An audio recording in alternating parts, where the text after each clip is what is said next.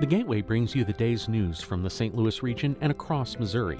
It also includes stories from the Illinois side of the river and our Metro East reporter, Will Bauer. In Alton, in Belleville, in East St. Louis, in Edwardsville, in Cahokia Heights, at Scott Air Force Base, I'm Will Bauer. St. Louis Public Radio. Listen to reports from Will and all of our journalists weekdays on the Gateway, on the STLPR app, and wherever you get podcasts.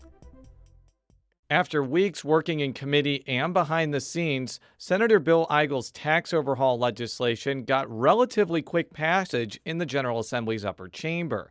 It was a surprise to many people that legislation this significant to the state's fiscal future managed to get approval in a chamber known for filibusters and drama. The Weldon Springs Republican joins us next on the Politically Speaking podcast to break down why his bill ended up passing and to delve in more about the future of tax-cutting legislation in the 2018 session. Let's hit the music. This is the Politically Speaking podcast, a candid conversation with the Show Me State's biggest political newsmakers. I'm Jason Rosenbaum. And I'm Joe Mannies. That's Eric Greitens, Navy SEALs running for governor, and I'm really glad to be on with you, Jason and Joe. I'm going to push back on these regulators. I'm doing this for the people. I was encouraged along the way, not just by my family, but by a lot of teachers and professors, and knew when I was in college that I would run for office someday. We're very excited about the prospect of having some more free market solutions. Even though after the conversation, I still might not agree. We want our listeners to get a real sense of what drives these people. They're actually people with a story to tell. And welcome to Politically Speaking. I'm Jason Rosenbaum, a political reporter for St. Louis Public Radio. Joining me in studio today is colleague Joe Mannies. And returning to our show for the fourth time, you're joining the Four Timers Club. You get a jacket and a hat. and if you're not good, you get an indictment.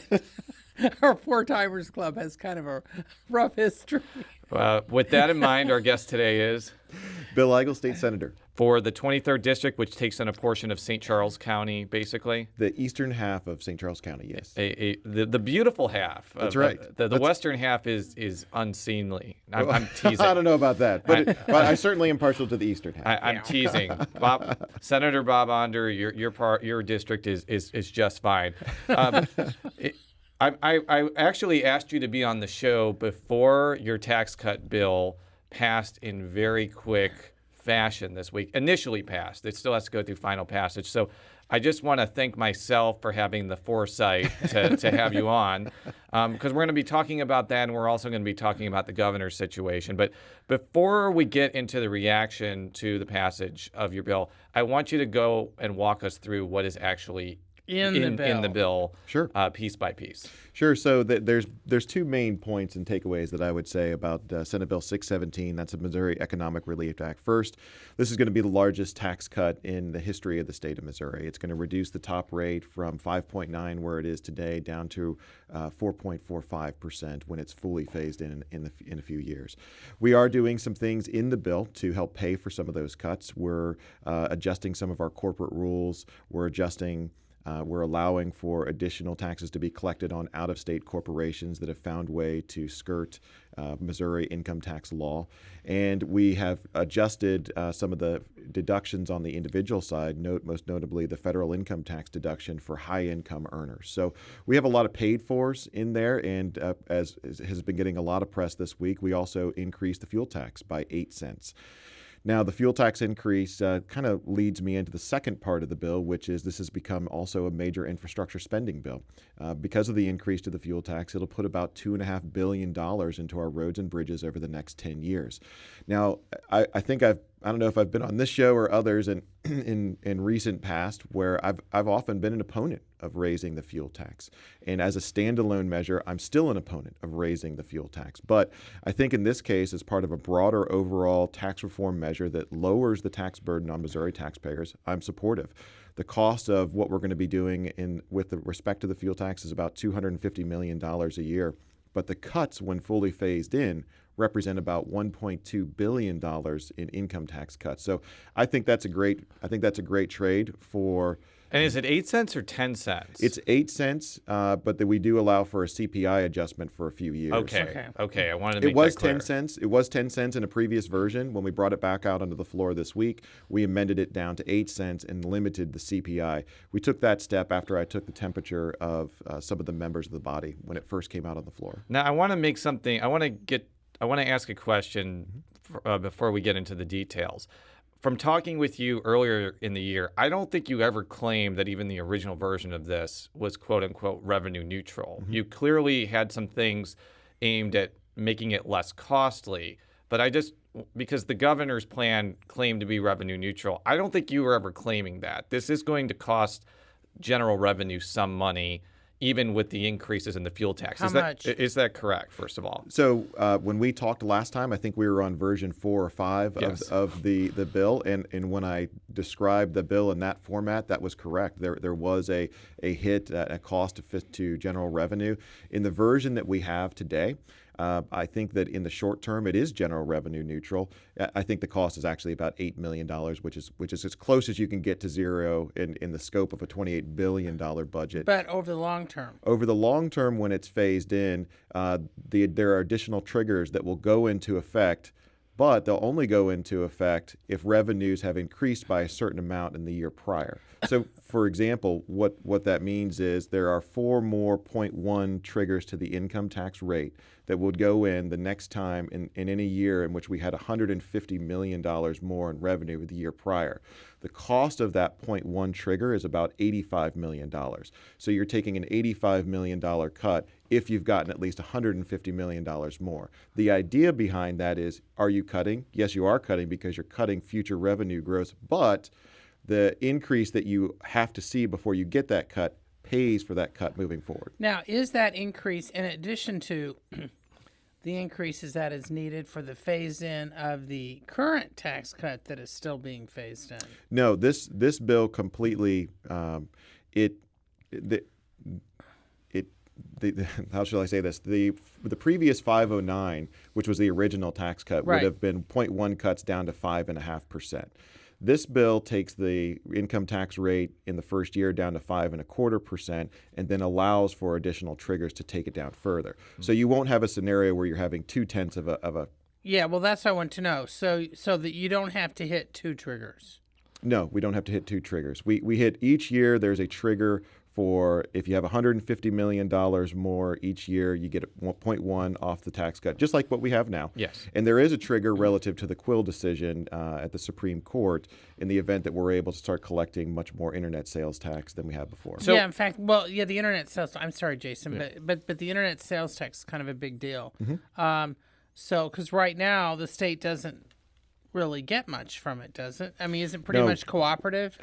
We get very little from it. In fact, there are provisions and changes in the bill that we have that would allow us to join the Streamlined Sales Tax Consortium that would set up the framework, the nexus for us to be able to collect taxes. However, we wouldn't be able to collect those taxes using that nexus unless the Supreme Court overturns the Quill decision. And does it also eliminate the 2% discount that businesses get for turning in their taxes on time? It does not eliminate that, that bonus. Okay, so and the only other question I have to the revenue neutral part, is it that $8 million figure that you had on the first year, is that because the decline in general revenue from decreasing the corporate and income taxes to that rate is kind of made up by the increase in the fuel tax? Is that how you get that point? That's outside of the impact of the fuel tax. Okay. Yeah, because the fuel tax money is segregated.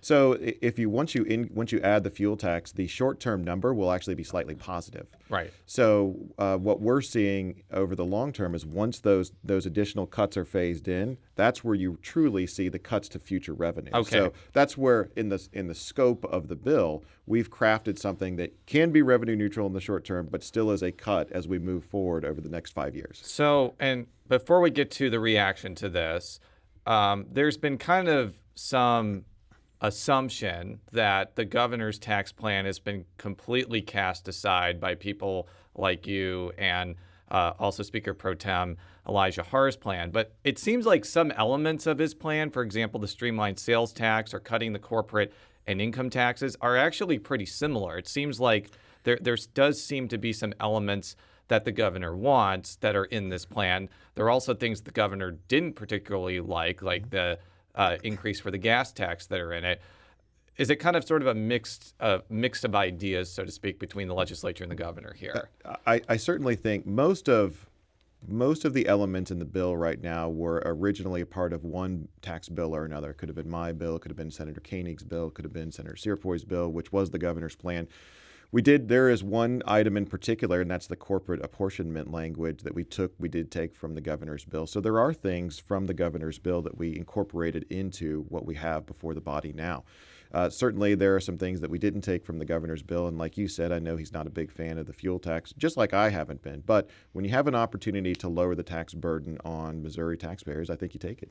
Now, one of the rumblings that has been going on for several years, but especially since it became clear you were going to have some sort of tax cut proposal, was like the Senate leader Ron Richard and some others were very concerned about whether or not we might be cutting too much, and they're pointing to Kansas where they did all those cuts a few years ago, and then they had to restore everything. In fact, this is a clip of Senator Richard yesterday responding to reporter questions about how your bill passed so quickly. You know, he worked extremely hard. Apparently he had enough buy-in that people believe that it's going to be in the best interest. I happen to take the other part of it. I'm not sure. I'm still cautious about it. We'll see what the fiscal note is. So you could be a no vote depending on what that fiscal note I was a no on the voice vote. Yeah. Do you think once the fiscal note comes back, there might be a little bit more debate when it comes up for third read? I'm sure that fiscal note's going to be a choker. So I think you probably have read about the Senate President Pro Tem's comments in the newspaper. He's only one person. But he is a powerful person. Even though he is the Senate leader, he probably doesn't have supreme power to, prevent your bill from passing. But I wouldn't be surprised if some Democrats and even some Republicans maybe were a bit more robust in their debate when the bill comes to final passage. What do you make of Senator Richard's comments? Well, I got to admit, unfortunately, I was unpleasantly surprised by his comments. I don't think that I've ever heard the man that I voted to be pro tem of the Missouri Senate attack one of the priorities in bills of major legislation of one of his own members. I think that's pretty extraordinary. I've been here a year and a half. I haven't heard that. Haven't heard the pro tem of the Senate attack one of his own members' bills. So that's obviously disappointing. When he speaks to the fiscal note, we've been talking about the fiscal note for the past 6 months. And the reason it took so long to get to the floor is because we wanted to be very cautious and reasonable and thoughtful about making sure that we weren't having the kind of problems that Kansas did back a few years ago. And quite frankly, if the fiscal notes...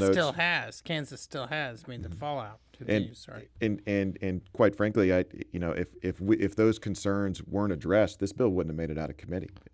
Ron Richard wouldn't have taken it in as a bill to be put on the calendar. So I think we did a great job. I was really surprised after all the effort from so many parties to go into that to hear the pro tem really kind of take a lash at it. That was very surprising and disappointing. Now, some of it could be just because, well, for one thing, he's from the western part of the state, so they are closer to watching the debacle that's been going on in Kansas. He was clearly in his comments concerned about the fiscal note, which is the impact. I mean, what's laid out as the impact. What do you see the fiscal note being by the time final passage is? And B, what happens in the House now? Well, I've had a lot of good conversations with Representative Harr on the House bill. There's a lot to like about the House bill. I think there's only a couple of the bigger differences I think that we're going to have to resolve. I think there's a real preference in the Senate to focus on a fuel tax versus fees being raised on license plates. The reason for that is, when you raise fees on license plates and driver's license, Missouri citizens pay 100% of those costs. If you raise the fuel tax, those costs are shared amongst out-of-state drivers that are also doing damage and wear and tear to the road. So I think there's a very strong preference for the fuel tax on the Senate side. The other thing, of course, is we want to see the additional reductions under the triggers that we've set forth in the Senate version to make sure that this is indeed a tax cut. So I think there's a tremendous amount to like about the House version. I look forward to, I think they're going to work on passage this week. And I think we're going to have I don't foresee any problems that are not overcomable between the House and the Senate at this point. Now, Missouri has one of the lowest fuel tax rates in the country, and that's been that way for ages. Why do you think there is so much resistance to increasing the fuel tax when most other states have a higher fuel tax, A, and B, Missouri's, being kind of a key state in cars and trucks getting across from one part of the country to the other, and there's a threat of toll roads. So with all those factors together, I'm curious about why you think there has been such a resistance, including among yourself, to raising the fuel tax. Because regardless of what level the fuel tax is, if you look at all the taxes that citizens are paying right now, we're sending a record amount of money to Jefferson City. We've never had $28 billion go into Jefferson City before. We're going to set a record amount of spending this year. We're going to send a record amount of spending last year. We've had 6 years in a row of record level spending. And so I think that the appetite from the everyday citizen to have any kind of raise in any tax is just not there. And I agree with that. I think that there's places we can look for in our budget to do a better job prioritizing something that my constituents consistently tell me is a priority. So the idea of a tax increase is not going anywhere. So I don't know if you subscribe to the St. Louis Post-Dispatch, but your picture standing in front of a train was on there today with the headline, editorial, Missouri Senate makes the same insane tax cut mistake, hopes for a different result. And it was basically making the argument similar to what Ron Richards said, but also what our next clip speaker has said, that it doesn't make a lot of sense to cut taxes when it's been unsuccessful in places like Kansas, and Missouri still has a lot of needs when it comes to various social services and education situations. This is Representative Greg Razor. He's a Democrat from Kansas City. He was on our show when a different version of your bill was here, and also before the House restored higher education cuts that he's going to mention. Here's what he had to say about the tax cutting attitude in Jefferson City. You hear the governor, you hear Senator Eigel, others talk about tax cuts as, a conservative approach to governing. It's not conservative, it's irresponsible. It's simply irresponsible to advocate for more cuts when we haven't seen the fruition of the last round of cuts they've made. I said on the budget committee, the governor's recommending another 10% across the board cut to higher education after last year's 10% cut. Our institutions of higher education can't keep absorbing these cuts. I've heard a lot of people say, well, it's a $27 billion budget. Surely you can find a few $100 million. Well, that's a nice soundbite until you actually understand how the budget of Missouri works and realize that there's only about a third of that we can manipulate. That's the third that pays for K through 12, for higher education, for our social services, for our state employees, who, by the way, are the lowest paid in the country. We have responsibilities as a state government. So you're probably going to hear that type of argument a lot, even not only in the House, but when it comes up for final passage. How do you respond to people like Representative Razor? Well, what he describes as irresponsible, I think it's irresponsible to have ballooning budgets increasing every single year to record levels, taking more and more out of the paychecks of Missouri workers every single year without some sort of restraint and without some sort of relief to go to those family households. I think it's ridiculous that, we have a tax code here in Missouri that, unlike places like Texas and Florida and Tennessee that are growing rapidly in terms of their population, our growth is stagnant. The reason our growth is stagnant is because we charge you 6% to do business here, and those states don't charge you any percent on your income. So I think that that's incredibly irresponsible when clearly there are other states doing business in a better manner. When it comes to Kansas, nobody I know is defending the way Kansas did their tax cut back in 2012 and 2013.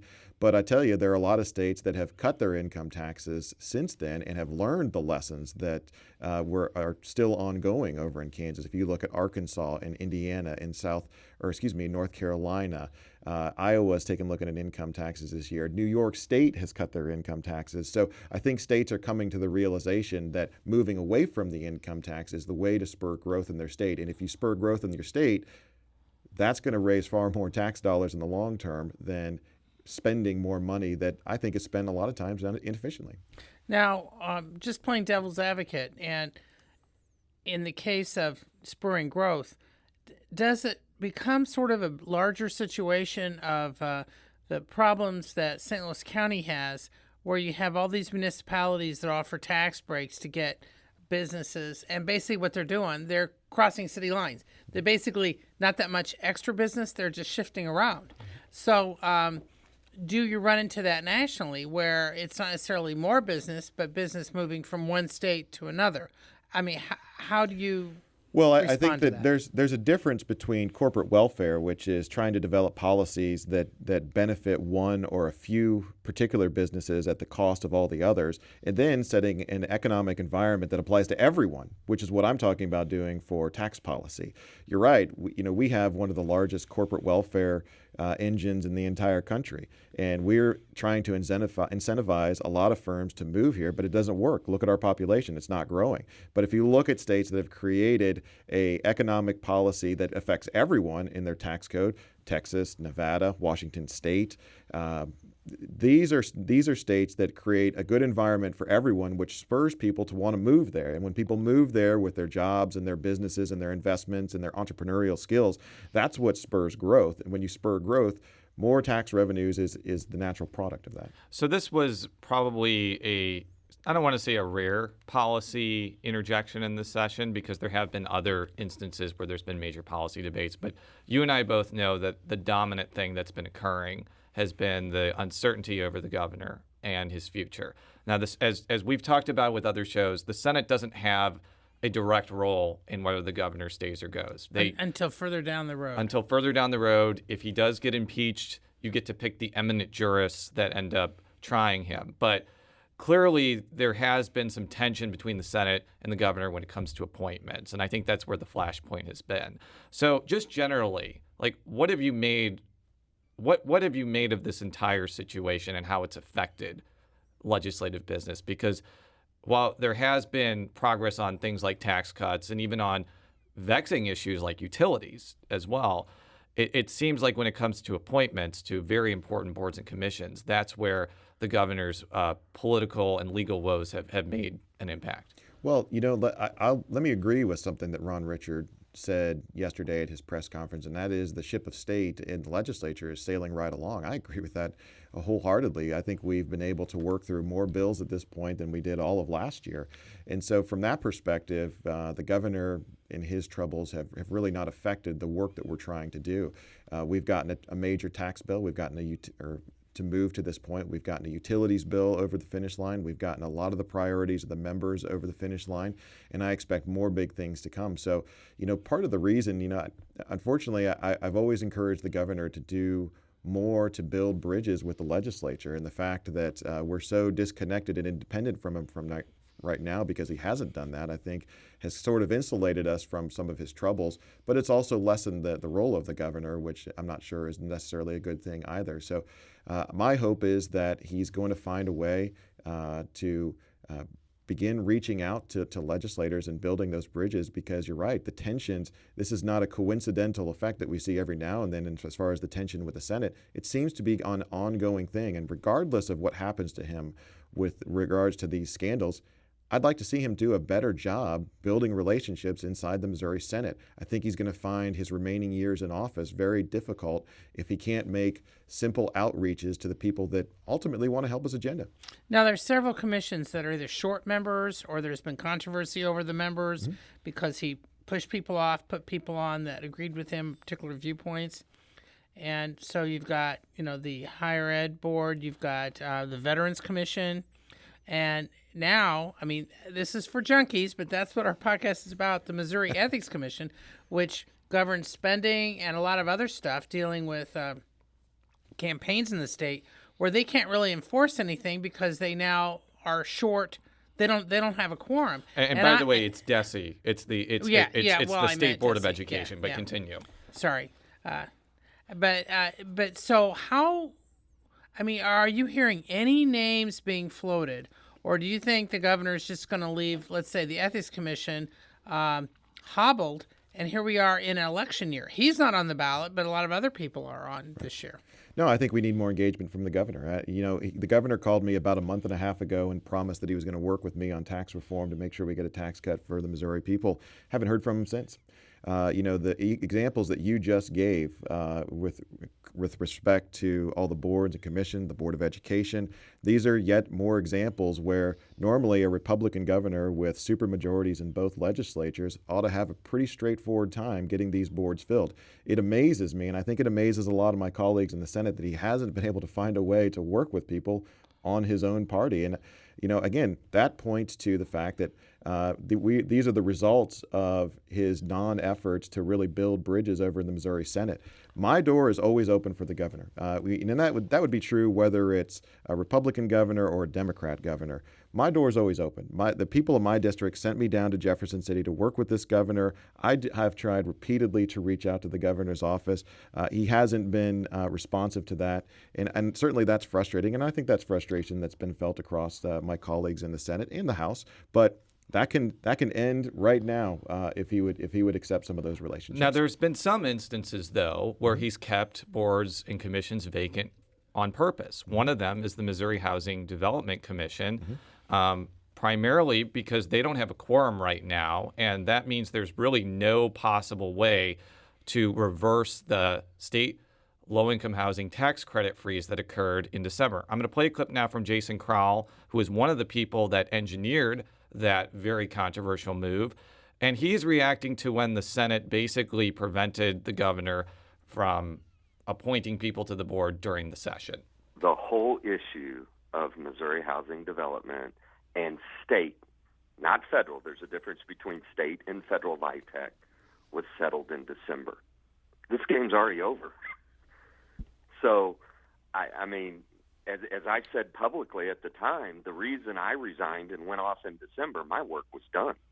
It is now squarely on the General Assembly, not whether or not they're going to confirm these citizens. I mean, and why anyone would hold up a citizen like this is just childish and petty. Now, clearly, former Senator Crowell is a big fan of the governor. He was also obviously a big fan of what the MHDC did last December by freezing the low-income housing tax credits. I know that a lot of people were really, really angry about that decision, and there's even been some conjecture that one of the motivating factors of getting Greitens out of office is to make sure that Mike Parson can become governor lieutenant governor and reverse that decision. First of all, what do you make of Senator Crowell's comments, and have you heard whether the low-income housing tax credit issue is a motivating factor to get Greitens out of office from even some of your Republican colleagues right now? Well, first of all, I would say about Senator Crowell, him and I actually have the same perspective on low-income tax credits. We'd like to see a pretty big reform of the tax credit program. Mm-hmm. I think there are actually ways that we can make the amount of money that we have to outlay in the tax credit programs less, but maybe get similar bang for our buck as it is. So there's a good deal to be had here. And so I'd like to see that happen. I think Senator Crowell wants to see something like that done as well. We actually tried to address that in the tax reform bill, but we just couldn't come to a consensus, so we had to take it out. As far as, again, you're identifying another area where with supermajorities in the legislature, this should be pretty straightforward for a governor of the same party to work through and find some good compromise. But I haven't heard from the governor in over a month and a half. I know my colleagues haven't heard from the governor in quite some time. And there's no way to get around the disengagement that we're seeing. Is it a distraction from the scandals that are going on? I can't tell you that, but I can tell you that before the scandals broke, he wasn't calling my phone either. So it's, I think that we want to try to address that, and I think we will. Why do you think that is? I said, because I don't want to get into the scandals because we talk about that all the time. But the impact here, the fact that he is not engaged, which he was not engaging before this stuff broke on the night that he gave the State of the State address. I mean, as you just said, he hadn't reached out to you. That really has, I think, surprised people since he's been in office for over a year, that he's not reaching out or saying, okay, how do we resolve this, or what appointments should be on that. He seems to be almost at war with the General Assembly, and 2/3 of them are from his own party. So do you have any sense of what the motivating factor is for that lack of engagement? I was there on the night he won the election, and I was there at his celebratory party. There was a lot of energy in that room, and I can tell you, nobody's more surprised about this turn of events than I am. I think that he came in with the expectation. He came in certainly with high expectations, as to be expected when you have supermajorities. And I think that, and I can't speak for my colleagues, but I think there's a broad sense that we're all surprised that he's taken such a hands-off approach. And quite frankly, the few interactions that we've had with him, a lot of times have been adversarial. Going back to the pay raise debate last year. And, these are just signs that my door, as I said, is always open to change that. I've made that perfectly clear to the governor and his staff. We've tried repeatedly to reach out and build a bridge there, and really we've been rebuffed, and I know that I'm not the only senator that feels that way. So until that changes on the governor's side, it is what it is. But like I said, the Missouri Senate is doing more work in a better manner than I think we have since I've been there. Does this extend to his department heads and other people in the administration? Are they responding when you call? Are they responding when senators or House members call to get facts on certain things? I mean, is it just the governor's office, or is it his whole administration? I think I've gotten a great response, actually, from the directors of the different branches of the government. I'll give you an example. Steve Corsi over in Department of Social Services has been great. He's been very responsive. I don't think it extends. Sarah Steelman down in the Office of Administration has been great to work with. She's been very responsive. The Budgeting and Planning Office. I think that a lot of those branches are doing really well, and they've been very willing to work with us. I think there's some sort of trouble in the governor's office staff. I think that may be aggravating part of the problem. And then certainly that may be coming from the governor himself. I can't answer that question. Right. All I can do is say that my door is always open. My door is always open, and I would welcome the governor and his input to any of these conversations at any point where he wants to engage. As a parting question, because I know you have an extremely busy schedule today, one of the reasons why you haven't actually seen a lot of Democrats calling for Greitens' resignation outwardly, even though they've been using it as like a billy club to attack people like Josh Hawley, or in the Democratic primary for county executive, Democrats are attacking each other with Greitens. There is some fear among Democrats that if Lieutenant Governor Parson becomes governor, he might be like 10 times more effective at passing Republican priorities than the current governor. Now, I know that his ideology doesn't exactly match up with you on certain issues, the low-income housing tax credit one that we just mentioned. But what do you think of that? Do you think at this point it would be more beneficial from a policy perspective, not necessarily a short-term political perspective, to have a change in leadership and have Parson be the governor instead of Greitens? Well, I'm holding out hope that Governor Greitens is going to start building the relationships regardless of the fallout from the scandals that are ongoing. I can tell you, I'm a big Mike Parsons fan. I've had more conversations with Mike Parsons than I have Eric Greitens about the tax plan. I think that's amazing. So I'm certainly a fan of both of these individuals. I want them both to succeed. I have a lot of concerns about the ongoing investigation. There are increasing signs that some of the indictment language may be falling more on the side of a political witch hunt than legitimacy, and that causes me great concern. I'm watching that very closely. But I'm a fan of both of those guys, and I need both of them to succeed. So I think that the Republican Party is going to be in good hands either way. But certainly, my door is always open for Governor Greitens, and hopefully he can take advantage.